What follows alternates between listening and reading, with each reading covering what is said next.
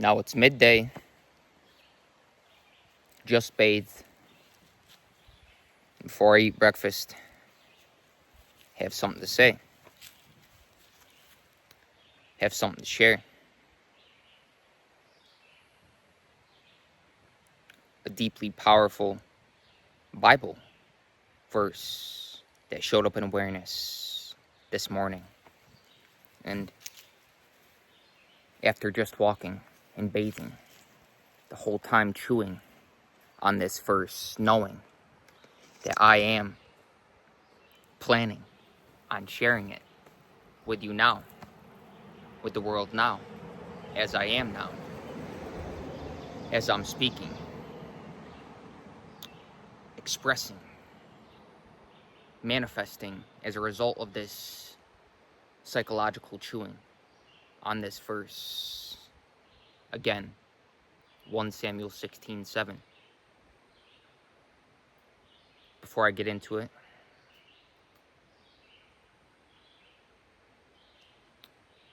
an authoritative figure,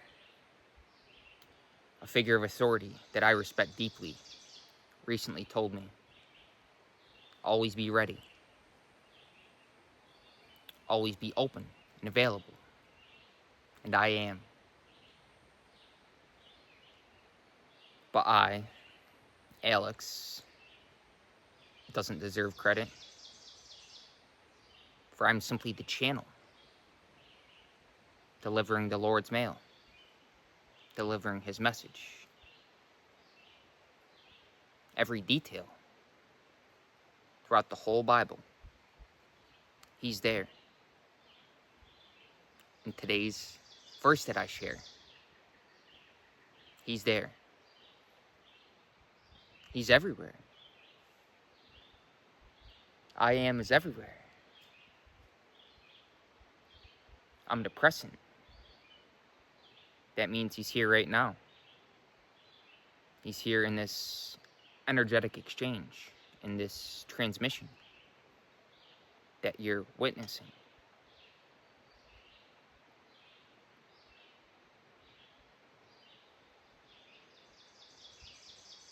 In Matthew 18:20, a bonus verse I'll share with you.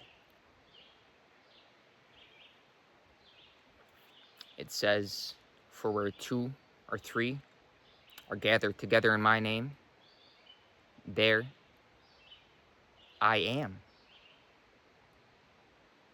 in the midst of them." But today's Bible verse is Samuel 16:7. 1 Samuel 16:7. God is one. And this verse says, in essence,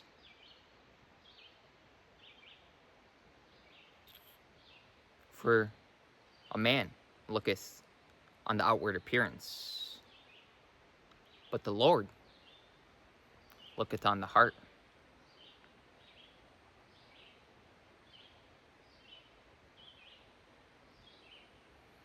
Now, creation is finished,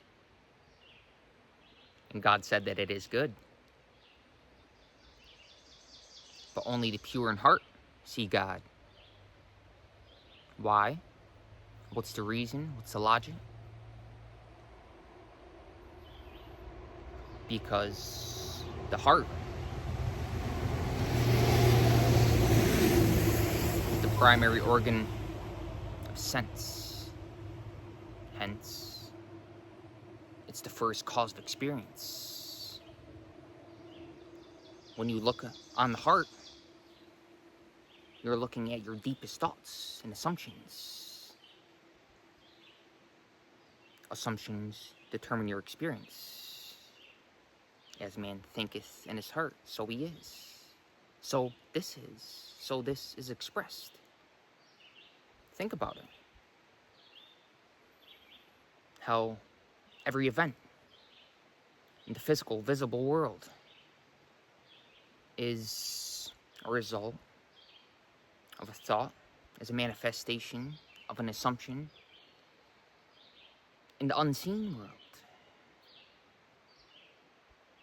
brought about by the unseen hand, the divine hand, which is always with us as the presence now, in this nowness of life, the vibrance, the vitality that is ever so right now.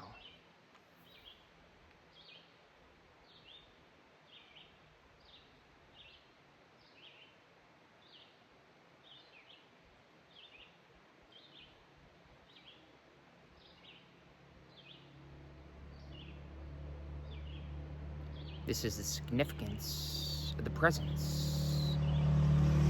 This moment, now, today, the only day, as Jesus would say. Tomorrow never comes. This is a day that the Lord has made. This moment, when we're always aware of it. The presence. The present. This is the only time now where, now, the only reality of humanity where we can be aware of and control our thoughts and assumptions. And therefore,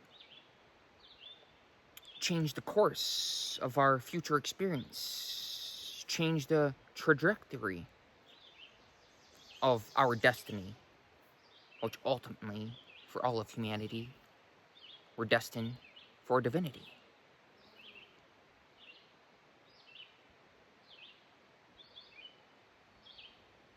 And so, if you catch yourself thinking about things that don't matter in this context, in the context of your utmost priority, God, aligning with Him, your spiritual alignment, your spiritual development, fundamentally, this is the only thing that really matters. Your daily spiritual advancement, your steady spiritual commitment. So, if you observe the thought, I wonder what President Trump's having for dinner. Or, I wonder what somebody, Kim Kardashian, is wearing to the Grammys. Or I wonder who won this or that war in history. Forget about it. Let it go. It doesn't serve you in this moment. That's only logic. It makes sense. Don't let these thoughts run you. That's senseless. Simply realize that I am, that you are, that I am within me, that I am within you, that I am the loving witness, the same presence that animates all of us, that those thoughts don't serve you. So, to let them go. Actually, there's no one to let them go. You simply observe them, perhaps laugh at them. Where'd that come from? That's a funny program. Don't take them so seriously.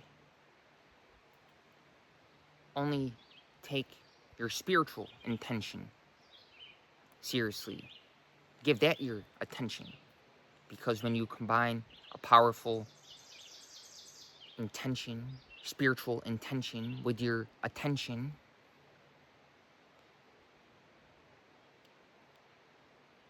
this is very powerful. That assumption, that intention, that thought will manifest in creation. Attention is the measure of your inner force. The more powerful your focus, your attention,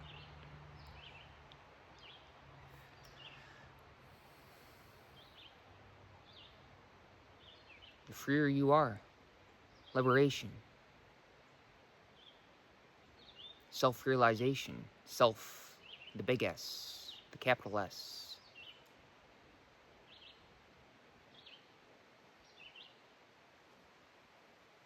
You're able to effortlessly focus on whatever, God willing. Because you're simply here, again, looping back to the beginning of the video as a loving channel, as a loving witness to God's purpose, whatever that is for the vessel, for this human vehicle. Life has a plan for you. Life has a purpose for you. I'm here to tell you. I am. God is here to tell you.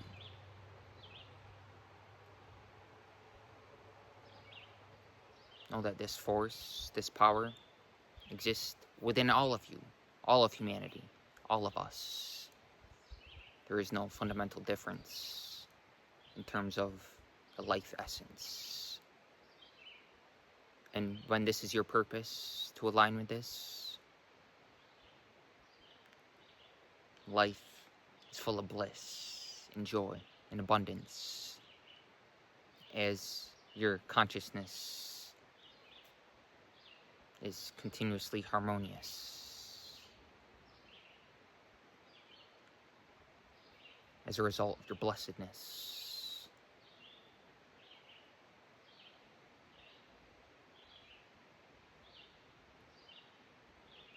I'm glad I made this. I'm glad the Lord expresses this.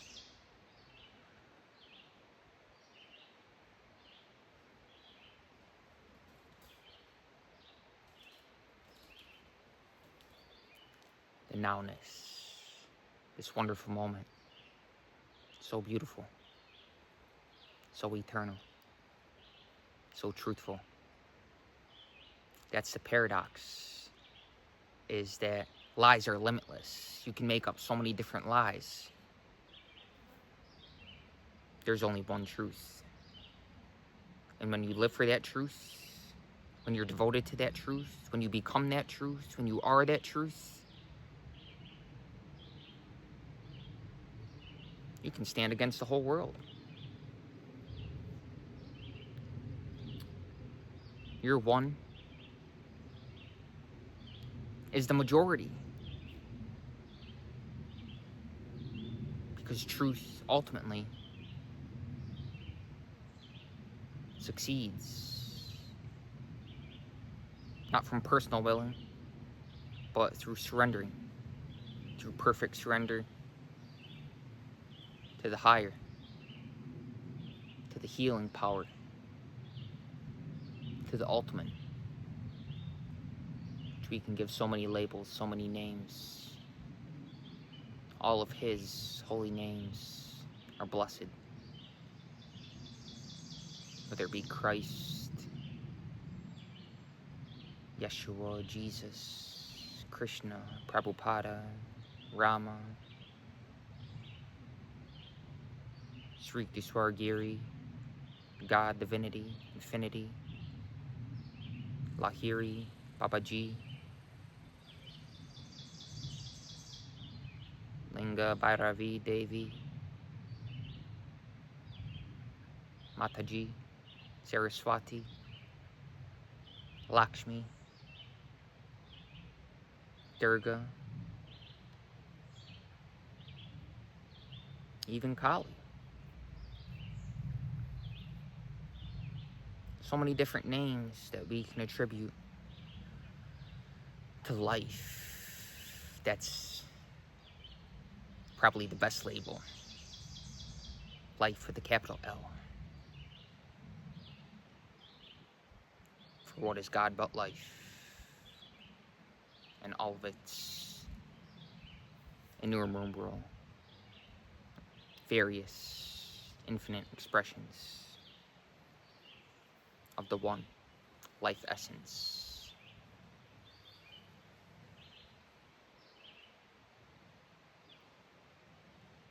Live for this. That is your purpose, your reason, your why, your logic. When your mind